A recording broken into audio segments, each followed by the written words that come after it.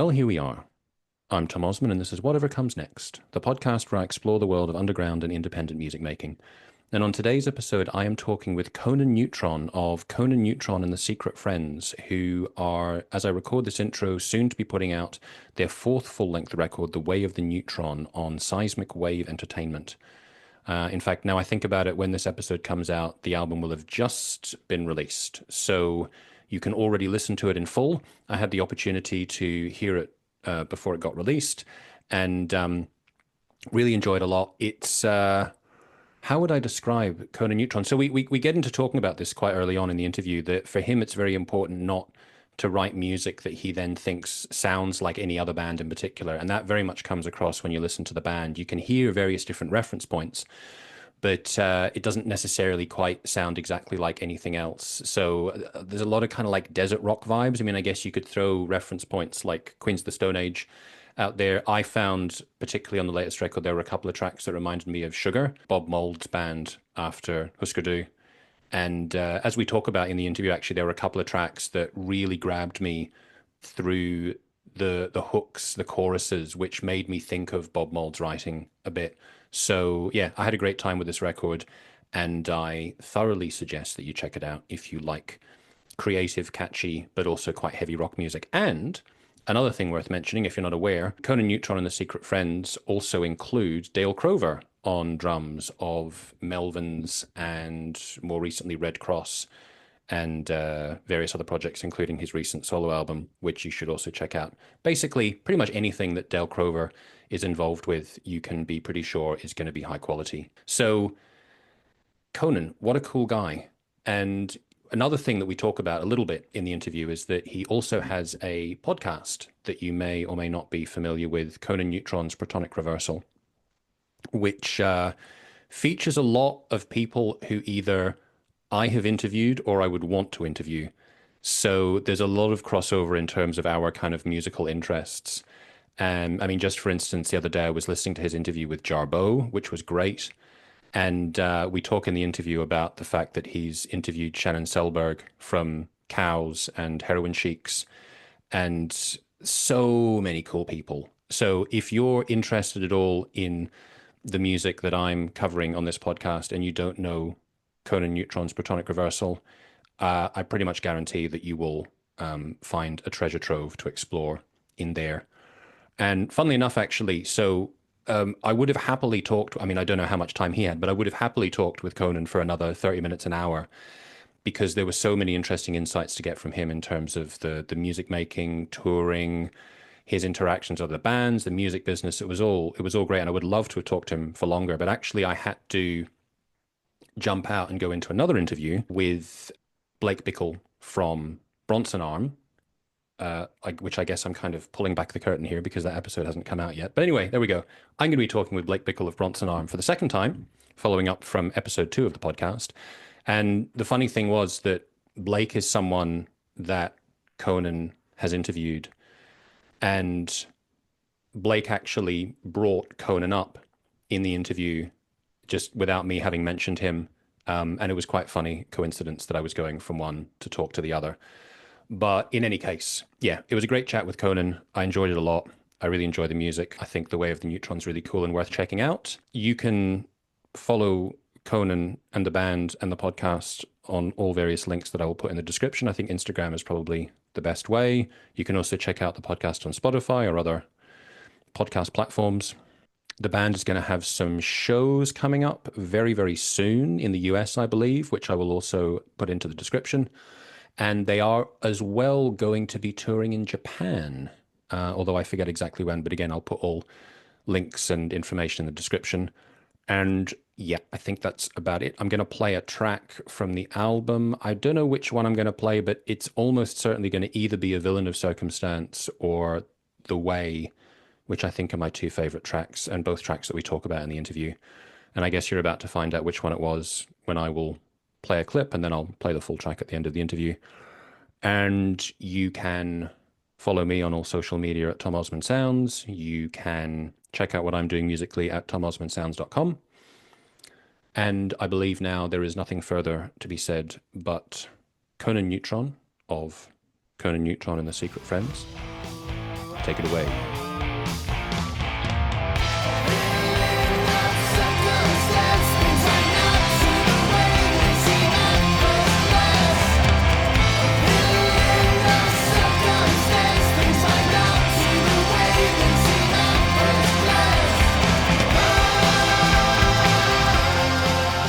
Oh, Conan, hello. Hello. Look at Hello, you. person I definitely did not talk to 2 minutes ago. I Yeah. was going to say, it's like, it's deja vu. Like, I feel like we've met before. Yeah, we've done this before, haven't we? Look at you with your professional setup. Is this new that you have a black and white background? Yeah, I think Oh, I've normally, this is the band. It's the this is the band, podcast not where the you've got pocket, the, which is yeah. the bright gold. Yeah, yeah, absolutely. So There's a lot of there you go. neutrons going on. So it's like people It's a may lot. know you as the presenter of Conan Neutron's Protonic Reversal, and then you're obviously the front man of Conan Neutron and the Secret Friends. And it just so happens that your forthcoming album is The Way of the Neutron. So we've got neutrons all the way down the line. The, the 360 brand, some might say. Let it be clear. Don't let anyone forget. We're talking about neutrons here. Yeah, what are we talking about? Oh, yeah. You want liner notes? Yeah, sure. So if I've got this right, this is your fourth full length record that's Fourth full coming out. length, so not including the singles collection, which is a bunch of singles collected as an LP, and not counting the split LP we did with Lung. Was it last year? No, I guess it was year before last, or the split EP with Dangerous Nomenclature with Erratic Retaliator Strategy. But as far as proper dedicated albums, number 4, and the last one, 2020. Yeah, you had a bit of a gap. Yeah. And I would say as well, I have thoughts and I want to go back to various points. But before we do that, I just want to say a little bit about the latest album, which I've really been enjoying. I think you have this a very pleasing mix of heaviness and quirkiness, and you got these great hooks as well. It feels to me like music for when you've been up all night and you're like, it's the next day and you've sobered up, but now you're sleep deprived and you're feeling a little bit crazy and you're like driving along the motorway. Now, maybe that says more about me than it does about your music, but No, I'll take it, man. That's great. I mean, because I always find that anytime you're not making strict genre music, that making the pitch for yourself can be exhausting. Because I think you're right. I mean, it's heavy, it's hooky. You can't just say like it sounds like this. And I feel like that's what people want these days, or at least that's what people want when they're describing something. And it's something that's sort of plagued. Well, plague might be overstating things, but it's something the band has had to deal with for a while. That it's kind of like when you hear it. Yeah. Like, and there are things that are descriptors that I throw in, and I'm like, I hope that helps. I don't know, but you zeroed in all the things that are important for me, and the fact that it hits hard. Like there's these really cool riffs that are happening, but there's songs there. It's not just a sound band. Yeah, for and sure. and that's like this is a record about perseverance and endurance, and just dealing with the daily horrors of life and finding out what makes you and continuing on. So yeah, I think your analogy is apt of like the all night drive. I'm just like, oh my God, I got to go to work today now. Like, what are we doing here? Like, Well, something like that. It makes sense as well what you say about the different styles, because that's something that I found listening to the album. It never feels kind of like you can go, all right, this is the thing that they do. Like you've got a cohesive sound, but you've got very recognizably different songs from track to track. I mean, I think it makes a lot of sense that you've got Dale Crover in the band, because I think the Melvins are another band that are great at mixing that, like, they're so satisfyingly heavy, but it never feels like it's kind of trying to like knock you down with aggression. It's like it's heavy, but it's also kind of funny and playful at the same time. And they're trying to entertain themselves as much as anyone else, but do so in a way that's, again, the songwriting in Melvins is much stronger than a lot of bands that try to do quote unquote Melvinsy things. I don't think the band sounds that much like Melvins, but definitely the motif of doing that kind of thing, just uncompromisingly, absolutely is there. I mean, obviously, Crover playing drums, it's going to sound a little bit like Melvins, right? But I think that's key. That I'm coming from a place of making big, weird rock. Yep. But it's also inclusive. It doesn't just mean like AC/DC and Thin Lizzy. It means like Devo, and it means like the Cars, and it means Soundgarden, and like all of this stuff is like mixed in a blender that I'm not I actively try not to sound like anything else. Yeah. Like if we write something and I listen to it and it reminds me too much of something else, I'm like, I don't know.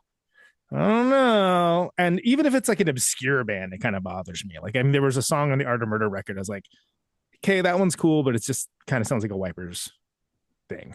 Yeah. And then I was like, oh, whatever, it's fine. It serves the purpose of what it does. And then the people, it's my favorite song. I'm like, the one that sounds like another band? Okay. But then I realized I think that. Yeah. But there's always something with the songwriting that, even if it's just for me, it's some weird kind of, that's odd that did that, or did that happen? What was that there? Something like off in the corner, whether it's like a dropped turnaround, or some kind of like, that's a stranger that does that there. That I have a thing within me. I cannot just write things straightforwardly. I as much as I try, and much as sometimes it even sounds like it, if you listen to it, it's like, why does it do that? And the answer is because that's how I do music, I guess, at this point. Like, I can't back away from it at this point. Yeah, and I think also, like listening to your music, it's clear that there are a lot of different influences that you've had, and also as well, in the podcast, so many of the people that you talk to are people that make music that I love and admire. So I'm sure it's similar for you too. It's like if you go through all the catalog of all these various different people, it's not surprising that you would have quite an eclectic sound. And I think that, and it's weird. It's interesting. So since 2020, the podcast became huge in our world. Yeah. At 2020, because people suddenly had time for podcasts. But that was its 6th year. Like, it wasn't new. Yeah. It had been around for a long time. Just grinding them out the podcast factory, just like everyone else. And it just happened to meet the moment and like have this huge back catalog of stuff for people to listen to. And suddenly there's time to listen to stuff, right? But I always consider Protonic Reverse like, here's the thing that I'm going to do where I can stay involved in the community and the world of music that has given me so much, even when I'm not actively recording or playing or touring or whatever, that it's going to allow me to stay engrossed in the community and providing some value. Because I think that you get a different kind of show, a different kind of conversation when you're talking with people that play. Like, I'm not trying to diss Terry Gross or NPR or something, but like, it's just a different type of engagement. And some people, some people don't like it. Oh, it's too conversational. Oh, listen to something else then. Like, it's a big internet. Like, who's forcing you to listen to this? Yeah, there are a lot of podcasts out there. Yeah, so many. And I don't really concern myself with what others do, but I think you can definitely see, I'm a fan of people that do their own thing, for sure. And that can mean a lot of things. And I think there's something to learn, even if you don't enjoy the music, or you enjoy it, but like, it doesn't, it isn't like what you want to listen to every day. Yeah. There's something to learn from almost everyone, Captain Beefheart and Paul Simon, both. Paul Simon, it's like how to be an asshole. But anyway, I'm sorry, I shouldn't.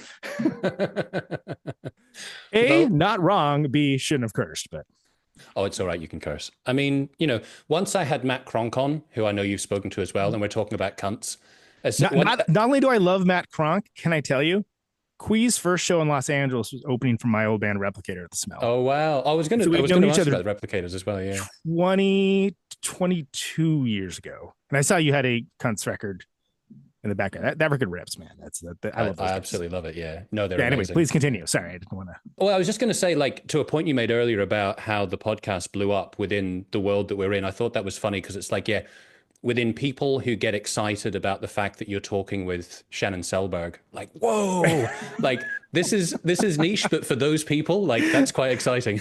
Yeah, dude. Yeah. I'm like Dick Cavett for like noise rock nerd, sure, but like, think about what a subsect of a subsect of a subsection that is.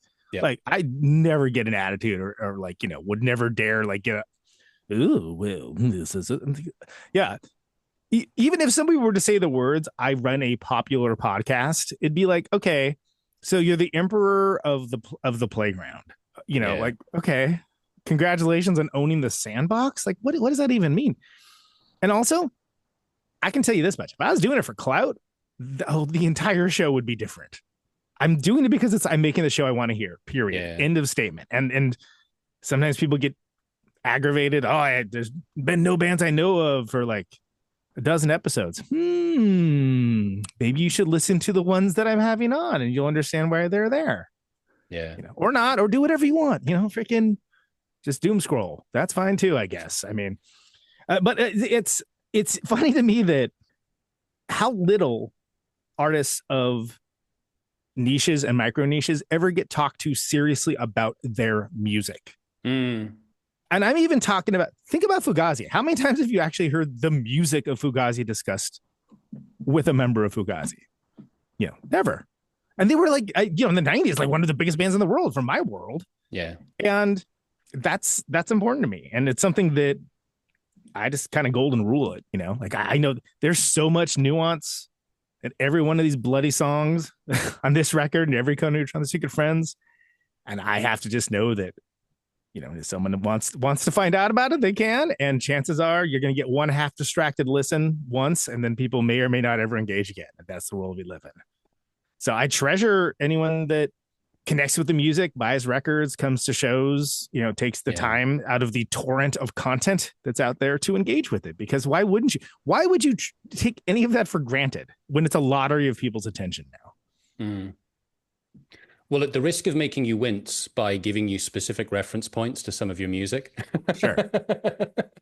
I'd say two of my favorite songs on the whole album, I would say, are A Villain of Circumstance and actually the last track, The Way. The Way. And part of what I love so much about those two tracks are the choruses, which are so kind of like uplifting, and they made me have that kind of feeling that I remember having when I first listened to Copper Blue by Sugar. Oh, brilliant. It makes me think of Bob Mould. I'm like, I just remember when I first heard that album, I was like, this is the greatest thing ever. I have found the Holy Grail. Yeah, dude, I came to Sugar so late. I was quite late with them as well. Yeah, like I was a little bit too young when it first came out, so I kind of retrospectively found them. And then I actually came to Husker Du late too, which is crazy. But like I'm so glad you see that. Yeah, the grandiosity, like the sort of like, for whatever reason in our niche, people just kind of are not into that for some reason, and I'm like, why? Stuff kicks ass. Like, it's like Queen or something, right? Why not have that, but for like riff rock? Queen is riff rock in their own way. But no, so Villain of Circumstance, one of my favorites myself. And that is, we're working that up into the live set for all the stuff we're doing this coming year. And I've been waiting for people to hear that one for a while, because I think for the singles, it's Who Dares First, awesome riff rocker, cool, setting the mood. Sharks Keep Moving, one I love, kind of weird, kind of moody, brooding. But then it's like, but then here's this like just absolutely grandiose, just, whoa, like I likened it to somebody standing on a cloud, like playing riffs as they like slowly escalate down, like that's what I was thinking of when I was playing it. I was like, oh yeah. And then I'm glad you mentioned The Way, because first of all, I was like, well, this has to be the last song, because the idea was, hey, what if we had just like a banger, super catchy, verse chorus thing that's sort of like, more or less, it seems like I'm articulating my life ethos anyway. So it's like, no, I'll just do it. I'll just literally, boom, line by line. here's what it is. It's this. And then it's like, but then at the end, it has to do something different. It has to like, oh yeah, you thought we were done? Nope. And then like, the freaking DeLorean starts flying, and it's like, what is happening right now? Like the DeLorean flies now. And then without him, I was just like, let's just keep adding stuff. I was like, I've got this like, the harmony Thin Lizzy guitar. Let's add strings. Let's add, I went back 3 times just to add more stuff to that. But it was all like, it wasn't just like I'm adding to add. It was like, no, but it's going to do this here and then this measure. And I was like, God, is anybody ever going to listen to it with this level of interest other than me? I'm like, I'm not sure if that matters. But the idea was just to make the most just absolutely huge thing that just keeps going and keeps going. And then and that's the end. There you go. That's the story. And I'm glad that one jumped out for you, because there's There was definitely times I'm like, am I becoming Brian Wilson right now? Like, what am I doing? And I'm talking about for like micro, like half measures. Oh, no. It's got to, that arpanoid thing has to go up over here. And then the cello will kick in. Oh, my God, dude, what are we doing? Are we playing rock music anymore? But I think also as well, the fact that you don't have these kind of anthemic choruses all the way through is what makes Yeah. them more effective as well when they do come through. Because it is, like you mentioned, like a lot of it is riff-based rock, heavy rock. And then, And when these choruses come in, it's like they're a surprise. They're a different color that appears and it reappears. comes in like an uppercut or something to you. Like, whoa, hey. And that's, I have to use violence themes, apparently. It's all right. But, If I could be bothered to move my camera, you'd see I have a punching dummy that stands by my oh, window. very, So, I'm talking to the right guy. good. Who He's Dares ready is for a punch. all predominantly Rocky Balboa and Creed themed lyrics anyway. If you actually listen to it, it's like, oh yeah, I remember that line, but I magpied them up. Yeah, well, I'm glad you say that, because I have a problem with, I think when you get into the, hey everybody, it's anthemic and it sounds like this, okay, like that gets kind of exhausting for me. But I think that when it's like, oh, that's kind of cool, like that's interesting. And that's also the genius of Toshi Kasai, who's been producing not just Secret Friend stuff, but like just, I cannot speak highly enough of the just incredible pop sensibility of Toshi, which is crazy because he's known for like recording Tool and Melvins, and people only think of that as, oh, only those heavy bands. It's like, no, that dude's a harmony machine. And I just, in like being in his proximity all these years, it's got me thinking about things that way. And so but then I think the way you said it is actually a stated goal to myself anyway, for the record of, I wanted to kind of surprise people in pleasantly, like unlike the unpleasant surprise. Oh, there's a ska breakdown. Well, that would be an unpleasant surprise for me. Peace and love to the ska fans, but not for me. And again, it's hard to do kind of grandiose sweeping stuff in like noisy genres. People are just inherently suspicious of it. Yeah. And why not? We've had like decades of just this packaged product that by people that are professional songwriters, that it sounds like this, it does this. I'm tired of hearing it. And so the stuff that we do, like it's always going to hit its own way. And that's great. But also if there's no corollary for people to latch onto and you're not already famous, then that can be a recipe for isolation. Hence integrity wins again. Yeah, I think to that point that I'm always looking for something that's kind of novel and surprising. So a lot of particularly modern pop music or like mainstream rock music, if I can recognize the formula, then I instantly don't care. But it doesn't have to mean that it can't be catchy. You can have really well written, catchy music, and I absolutely love it. I mean, I love the Carpenters, for example. I have no problem with like big 70s or 80s pop or rock music as long as it feels like it's put together in a kind of thoughtful way.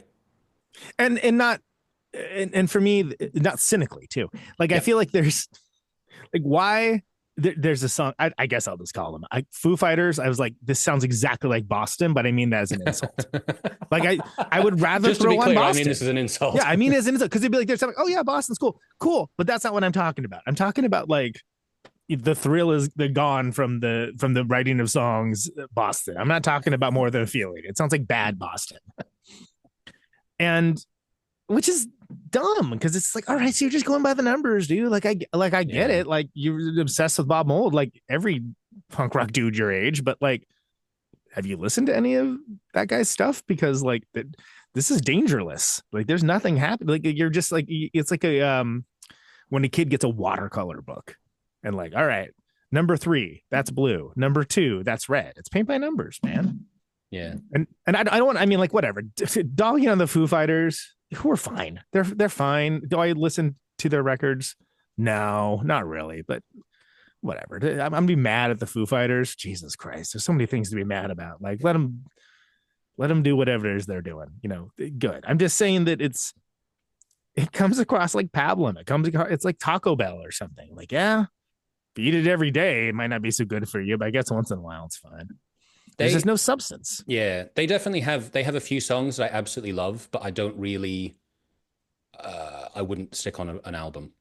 I can say that. Same. Like they have, yeah. Like I think the first first album's got some cool songs. There's like 3 songs I like in that Color and Shape record. There's that song that sounds exactly like Queens of the Stone Age, which is great, and the rest of the record is trash from the trash can. But even a blind chicken finds a kernel of corn now and again. I mean. So you brought up... I'm really blowing it with our chance to open for the Foo Fighters, aren't I? Yeah. Well, I mean, look, you've got Dale Crover. You're affiliated with Buzz, so it kind of makes sense that you'd be like gently on that side of things. Well, but it's like I think anyone. Look, I think anyone with an iota of critical thinking in music is going to be, and like whatever. I mean, like Buzz is on 2 songs on Art of Murder. He sings backups on there. I just remember that right now because that record was like 2016, 2017. It's a long time ago. I don't know. I love playing to new audiences because I look at it like, well, why would we play with that band? That band, they aren't cool, or their records aren't cool. Yeah, but like everyone starts somewhere. Yep.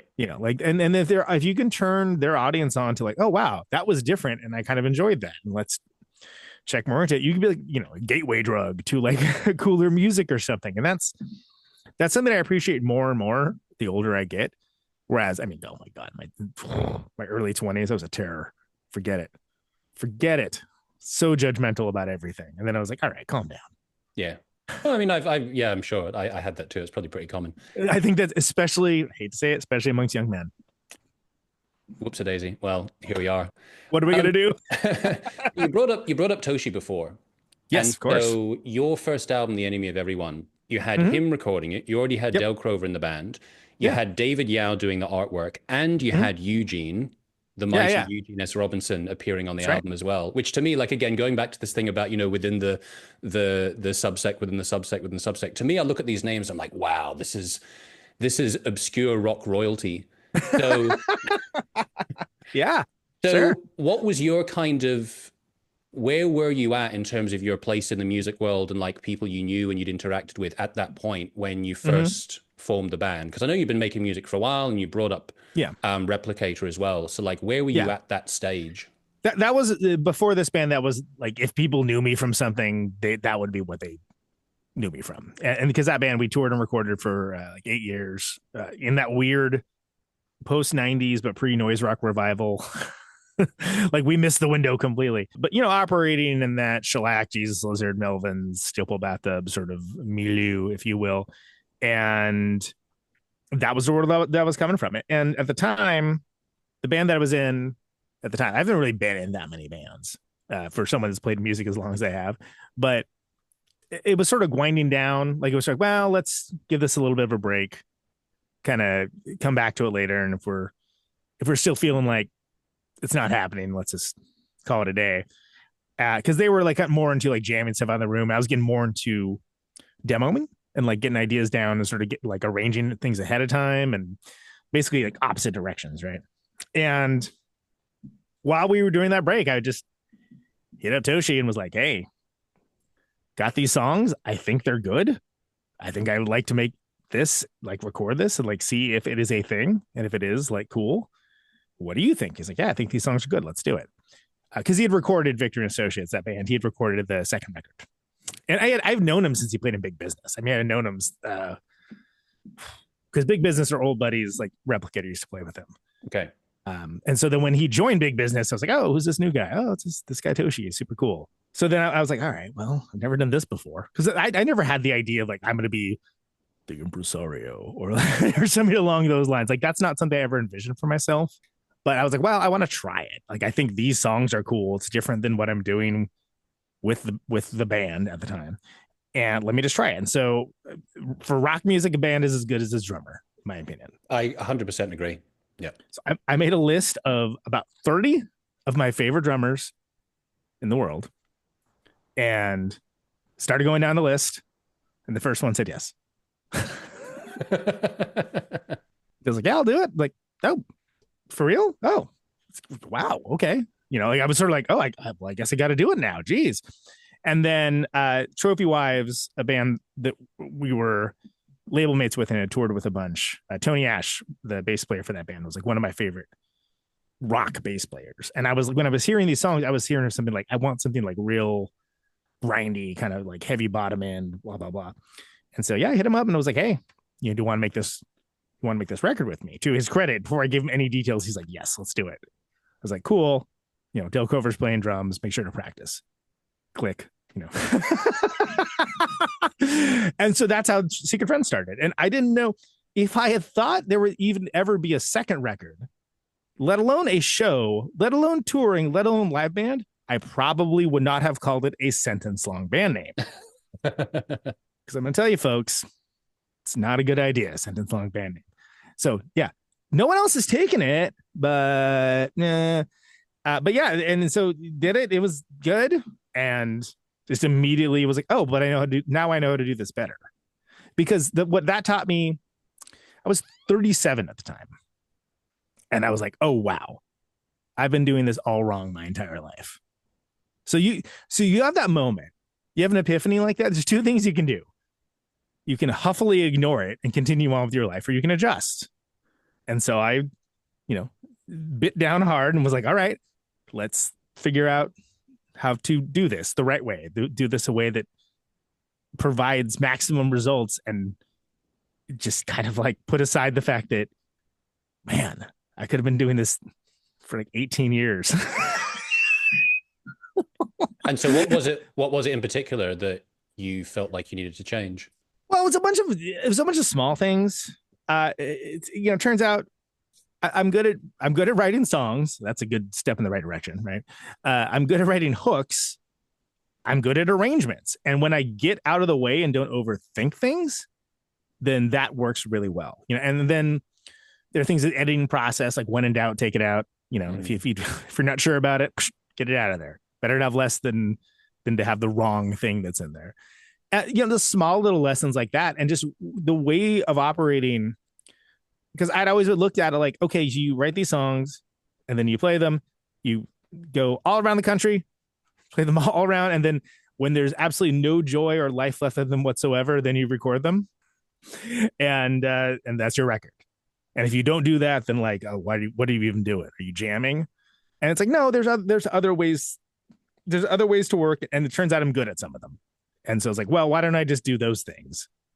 And that led to the strange situation of songs are written, arranged, recorded, mixed, mastered, in some cases released before they're ever played live.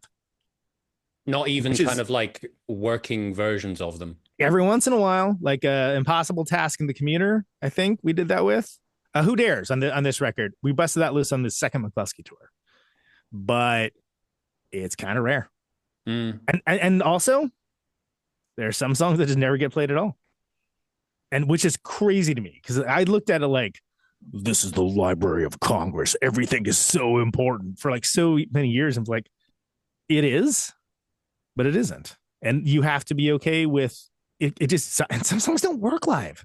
Well, that's great, but it just doesn't work. Yeah. Well, I was kind of wondering, like, when you say that you have songs that you don't play, does that tend to be because of the way that you've put them together and you feel like you can't transmit them live so well, or is it they just don't fit within the set?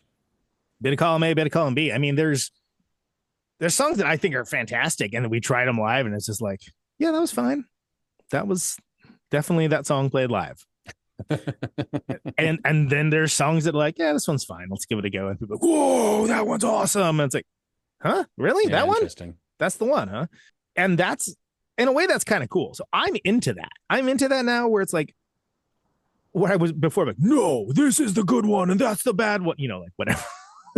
And now it's like, oh, okay, so there's something there. Let's, if we can find out why that one works rather than this one. And great. But also, it's more of a river now, even though every once in a while it is kind of nice to pull something out of nowhere. Like, oh yeah, that one. Yeah, let's try that one. And then, oh, okay, cool. There it is. We did it. Wave the flag, but there's also, I know which songs kill live. So it's like, all right, and unless we're doing a thing, probably just gonna play the ones that are like endless bangers, and like, a couple. All right, let's do these two here, then see what happens. I don't switch it up that much, and that's crazy because there's so many songs at this point. Like, do you know Yola Tango, the band Yola Tango? Yep. How they do that thing where they spin the wheel of songs, or whatever. It's like from some charity thing, but it's like every song they've ever written, which is like thousands of them. It's like Wheel of Fortune, but like with songs, and then they'll just like, it'll land on a song and they'll try to play it. I'm like, that sounds amazing and like horrifying at the same time. But I could basically do that with Secret Friends.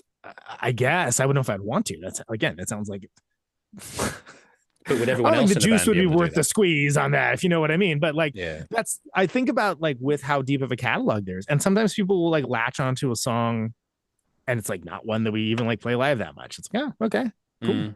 Mm. Do we feel compelled to play it? Not really. Maybe. I don't know.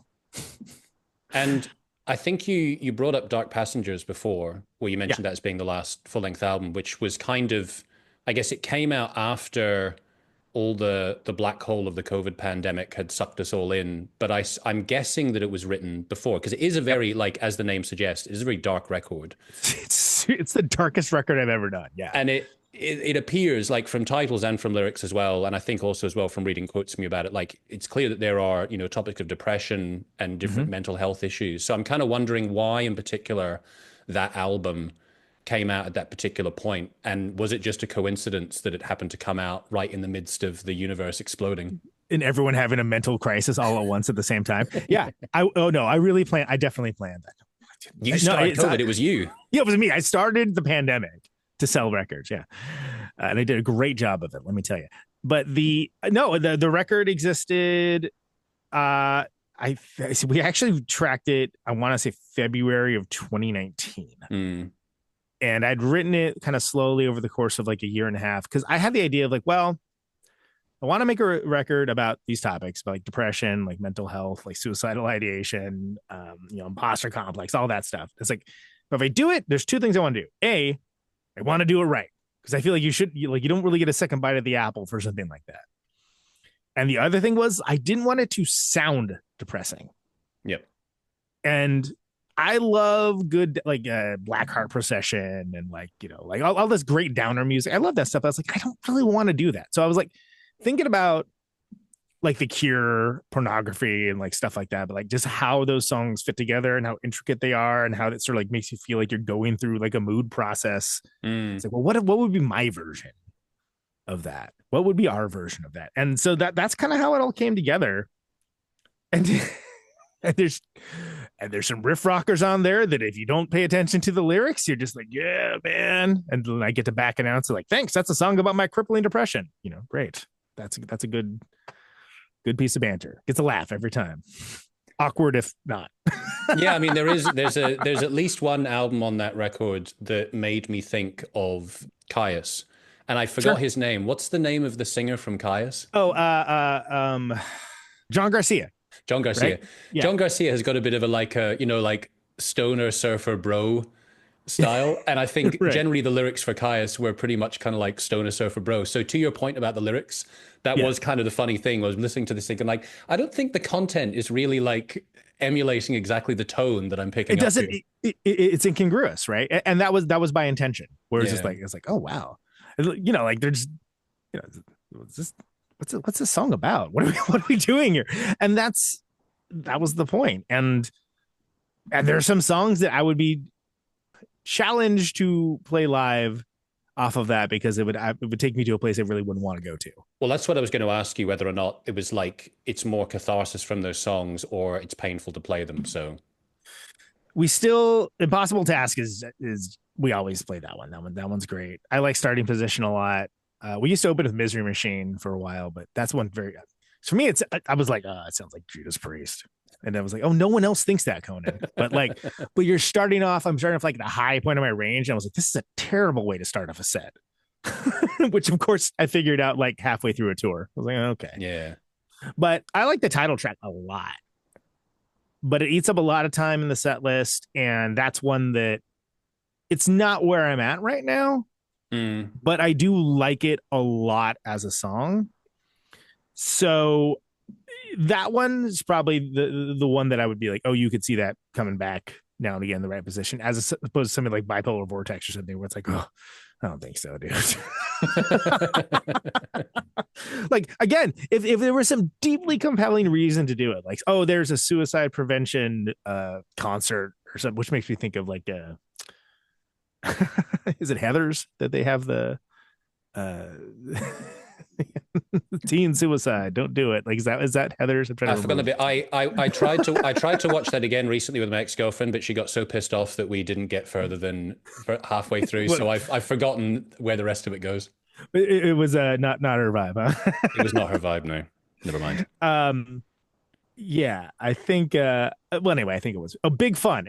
Teenage Suicide Don't Do It is the name of the song. There we go. If there was some non-cheese ball equivalent of that Yeah, time to play that, then maybe bust us a couple of those. But yeah, I mean, it was I wanted to do it, and I wanted it not to sound depressing, and I wanted to get it. I wanted to, like, this is what we're doing. yeah. I kind of thought when we wrote Spite House, I'm like, I feel like this could be like a great closer, and I don't know, never did it. I even envisioned, I did a double drum part. There's double drums on there. It's like, oh, that'd be awesome, because then like double drums come. Oh wow, that's good. No, Maybe it still could be a great closer. I still could. I mean, I don't know. Like Daisy from Lung, he loves that song. He's like that. He's like, that one's great. I'm like, why don't you never play it? I'm like, oh, it's long. There you go. Talking about tours and playing shows. Off the top of your head, any live horror stories that spring to mind? Oh God. that's yeah, I mean, in general, or with this band, or That can be either. we have so Secret Friends is sort of like, at this point I've been touring 25 years without any break, other than like the obvious ones like COVID. So I kind of know how to avoid the pitfalls of like, oh, this person seems incredibly suspect, or dot dot dot, like maybe like we shouldn't be doing this, that, or the other thing. But there's definitely, been times, like it's usually due to like there being an argument or something. Like there's a great Replicator story. We weren't like a fighting band, but like for whatever reason, me and the drummer, Chris Bolig, dearly departed, we were just on each other's nuts that entire night. And like, we were just like at each other. And then we played the set. We had a very angry, good set in front of a lot of people that wanted to see the band. And then afterwards, he's in my face, I'm in my face. He's like, you're the most selfish son of a bee they ever was. And you, like, it's just like junkyard dogs at each other on stage, I might add. And then like, we kind of like both just expend our resources at the same time. And then like, I hear, excuse me, I, like, look over, and there's these two kids in all ages show. They're like, we're hoping we could buy a CD. And I was like, yeah, let me go do that. Because that's kind of moment like, oh, we were acting like actual children just there. Yeah. And like, we had to be called out by somebody that just enjoyed the show, that like had, I to this day could not tell you what we were fighting about. It's just like, oh, we've been out for weeks, and like, I don't like the looks of you anymore. Like that level of like, and so I try to think about that a lot these days. So there's not many personality clashes necessarily. Most people like it, like if you're playing in this band, it's like, how to tour, how to take time for yourself. If you're mad, you don't, like don't lash out at anyone, et cetera, et cetera. Also, like, I take care of lodgings ahead of time. We're not trying to stay with like, oh, here's some sketchy dude that'll let us stay at his house for free. Oh, he's spinning donuts in his in his Camaro in the parking lot. Maybe that's a sign we should not go to this guy's house, and things like that. We don't stay places. I used to have to do like, okay, I'll stay in the van with my I almost said David Bowie knife. That is not, although David Bowie knife is a great portmanteau. But the Bowie, like the Rambo knife, right? Yeah. Just sitting there like on the bench as like people like circle the van like all night, like being in a fishbowl. It's like, well, this is a restful night of sleep, isn't it? Okay. So I'm thinking of just like more vagaries, I guess, but just you figured out ahead of time. You're going to be like, you need a place to stay. You need equipment to play on. That when bands don't have that figured out, I'm like, I'm sorry, are you showing up like with like a sackcloth and ashes to this show? Like, what is it? Allah will provide? Is that what you're? I don't understand what you got going on. There's, in a world of instant communication with everyone, you should be able to figure it the hell out. And I think most of like the biggest horror stories with bands are when people are just like, all right, let's just roll the bones on this, even if they don't realize that's what they're doing. And yeah, it sucks in that way, in the way of like not having cool stories. I guess the stories are pretty boring. You know, we played the show, we went to the hotel, we had breakfast in the morning, we drove to the next one. All right, great. Yeah, I mean, but to be honest with you, like part of what I'm interested in this podcast, obviously, stories can be hilarious and fascinating, big kinds of tales of misadventure, but I'm actually also really interested in sort of getting ideas from bands about the way that they go about doing things. Like how do independent bands survive when they are operating at a level which doesn't have major label support, even if that, a lot of the time that's kind of a mixed blessing. But no resources really to contend with.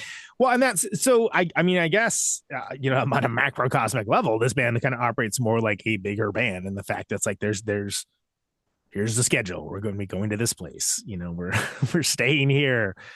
Load in is at this time. Not like let's roll in over here. Like it's not like militant or anything. Yeah. But I've just found that that's what works best for me, and working that out ahead of time is also what works best for me. And I think that everybody being in a good headspace and knowing that there's somebody like at the wheel, I think helps a lot and makes people play better. And it makes me play better as well. So then we can put out a better show. But like, how do you do on your own? Well, it's a lot of work.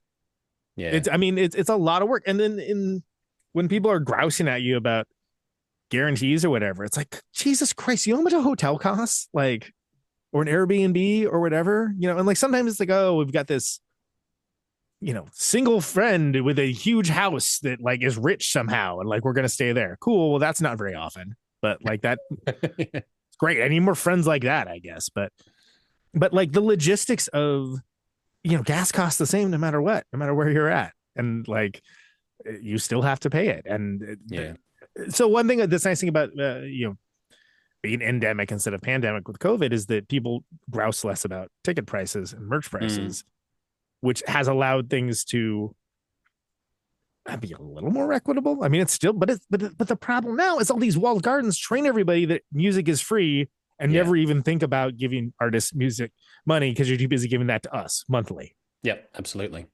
And that's agitating, and that's what it is. And that's why it's like, well, a band like ours, like we live and die in like pre-orders and like merch table sales. Yeah, no, I get that from a lot of bands, like the importance of the merch table for sure.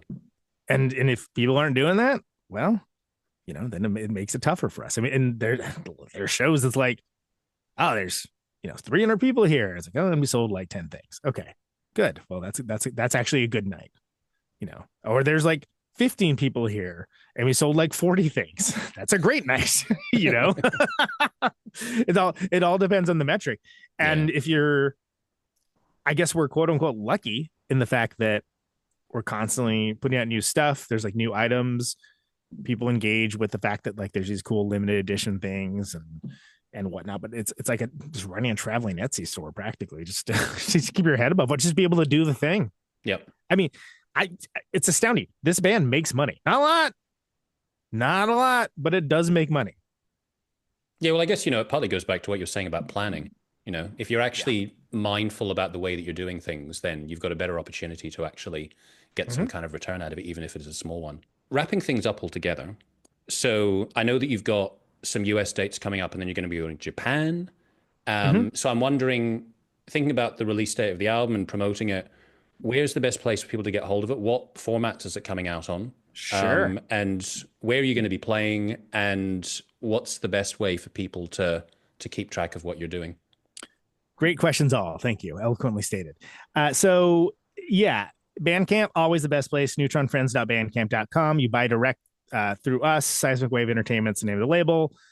LP and CD both available. There's an LP with a postcard set, like all the cool postcards, like the desert scenes and stuff. That's going to be coming up next week as an additional pre-order item. And you can just buy the digital. I don't do anything with digital files. Okay, but you still managed to give us money, so that's kind of cool. If you like, it's not about that, but it is about that.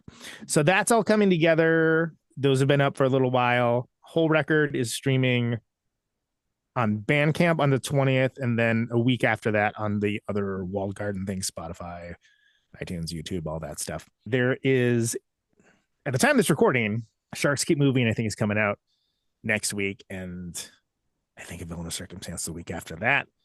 But whatever, there's a huge back catalog as well. We still play a lot of those songs, so that's all there. We have a run with Mr. So we're, by the time people hear this, I'm sure the LA and San Clemente shows are going to be over, but we're doing a 4-day run with Mr. Flies. It's Chicago and Madison, Milwaukee, so on. And that's right before we go to Japan, which they're a very is cool fantastic. band as well, by the way, Mr. Flies, with the preposterously spelt name. Oh, it's a nightmare. Spell check is like, no, you can't possibly mean this. Is this your... Go ahead. Yeah, sorry. No, what I'm going to say is something else. So what are you going to say about Mr. Flies? Oh, I think they're great. And I think weirdly, I think it's a good match for the band. So that's always kind of cool. Like when it's, not the same kind of insanity, but different enough, but definitely something that people can appreciate on both sides. Is this your first time playing in Japan? Yes. Cool. Yes. So I'm very excited. That's like 12 shows over 2 weeks. Very excited for that. Playing some great bands, Lightning Swells Forever. Is one of them. Really looking forward to seeing those guys. Super thrilled to do that. I've never played off the continent of North America before, so that's huge for me. And then we have a 3.5 week US tour that we're doing. That's East Coast, Midwest, Mountain West, and West Coast. We're gonna hit the South in the fall, but that's gonna be the Mountain West. We can do a bunch of 5 shows with Elephant Rifle. We're great. I don't know if you know them or not, but they're I will check them out. The best band from Reno, Nevada ever. And I include 7 seconds in that. Sorry, 7.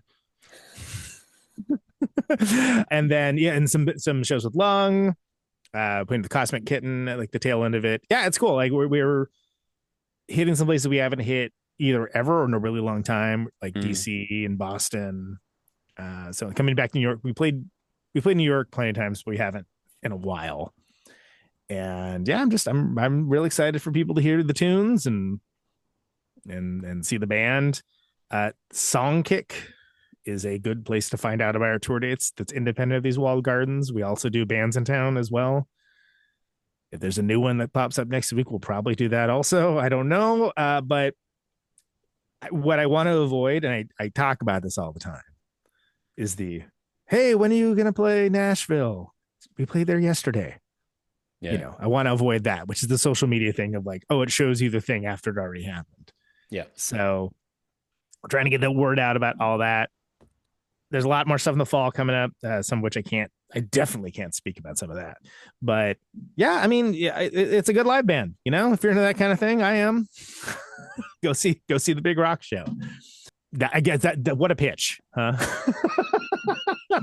Well, for what it's worth, in my small little tiny little sub universe, I endorse it. It gets my vote. I like the music. Thank you very much. I appreciate it. Yeah, and I hope the album gets a great reception when it comes out. And it's my favorite record I've ever done of any band. And I feel like that should be everyone's thought of ever about finishing any record, but it is actually my favorite record I've ever done. So take it that what you will. I've done a lot of records too. And on that note, Conan, it's been a pleasure and an honor. Thanks very much, sir. Thanks much. I appreciate it.